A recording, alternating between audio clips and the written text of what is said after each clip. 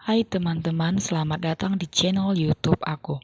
Di video kali ini aku akan membahas tentang aliran-aliran filsafat pendidikan klasik dan modern dalam perspektif filsafat pendidikan Islam. Nah, apa saja pembahasannya? Mari kita bahas sama-sama. 1. Aliran filsafat klasik. Aliran filsafat klasik terbagi atas dua, yaitu esensialisme dan perennialisme. Nah, untuk kedua ini kita akan membahas tentang pengertian serta kaitannya dengan pendidikan matematika. Nah, esensialisme merupakan filsafat pendidikan tradisional yang memandang bahwa nilai-nilai yang jelas dan tahan lama sehingga menimbulkan kestabilan arah yang jelas pula. Esensialisme muncul pada zaman Renaissance dengan ciri-ciri utamanya yang berbeda dengan progresivisme. Kaitannya dengan pendidikan matematika adalah dapat diartikan sebagai ilmu pengetahuan yang normatif dalam dunia pendidikan yang merumuskan kaidah-kaidah norma atau ukuran tingkah laku perbuatan yang telah dilaksanakan oleh manusia dalam kehidupannya dengan berpikir secara logis dan rasional. Kedua, perennialisme. Secara etimologis, perennialisme mempunyai arti dari kata perennial yang berarti abadi, kekal, dan terus-menerus. Maka makna yang terkandung pada aliran perennialisme yaitu berpegang pada nilai-nilai dan norma-norma yang bersifat kekal dan abadi. Kaitannya dengan pendidikan matematika adalah aliran ini menilai bahwa kebenaran itu bersifat universal dan konstan. Maka jalan untuk mencapainya adalah melatih intelek dan disiplin mental. Tujuan pendidikan tersebut terurai dalam format kurikulum yang berpusat pada materi atau context-based subject-centered dan mengutamakan disiplin ilmu sastra, matematika, bahasa, humaniora, sejarah, dan lain-lain. Kedua, aliran filsafat modern. Aliran filsafat modern terbagi atas 3 aliran terkecil. Nah, untuk pembahasan kali ini kita juga membahas tentang pengertian serta kaitannya dengan pendidikan matematika. 1. Aliran eksistensialisme.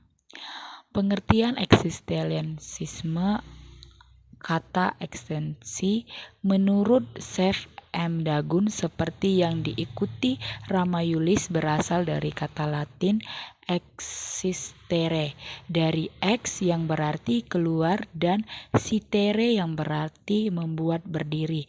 Artinya, apa yang ada, apa yang memiliki aktualitas, apa saja yang dialami. Apa kaitannya dengan pendidikan matematika?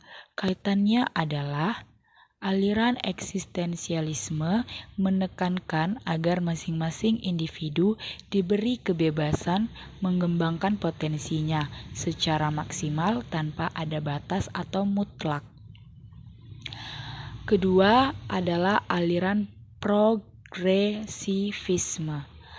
Secara bahasa, progresivisme berasal dari kata progres yang berarti kemajuan. Sedangkan secara harafiah, aliran progresivisme merupakan aliran yang menginginkan kemajuan secara cepat.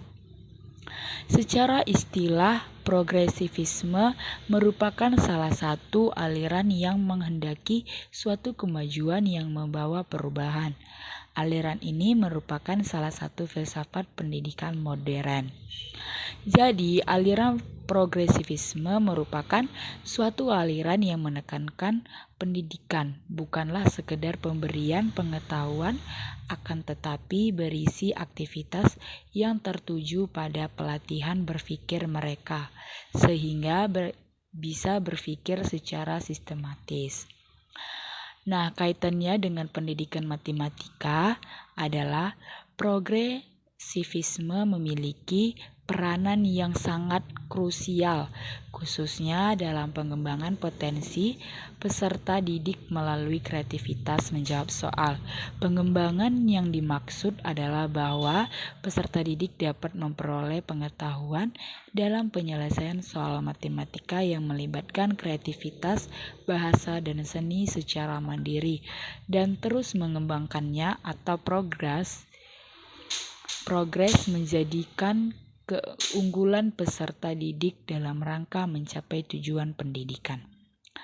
Nah, yang ketiga, aliran rekonstruksionisme. Pengertian rekonstruksionisme adalah suatu aliran yang berusaha merombak tata susunan lama dan membangun tata hidup kebudayaan yang menjawab permasalahan-permasalahan dunia modern. Aliran rekonstruksionisme pada prinsipnya sepaham dengan aliran perennialisme, yaitu hendak melampaui krisis kebudayaan modern.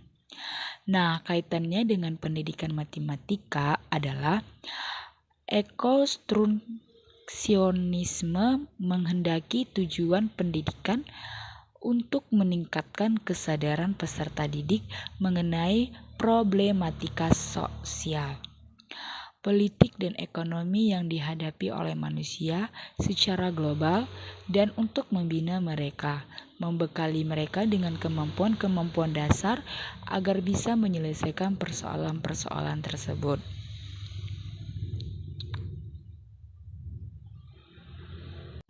Baik, sekian dari saya tentang ilmu mengenai aliran-aliran filsafat pendidikan klasik dan modern dalam perspektif filsafat pendidikan Islam. Like dan komen sebanyak-banyaknya. Terima kasih.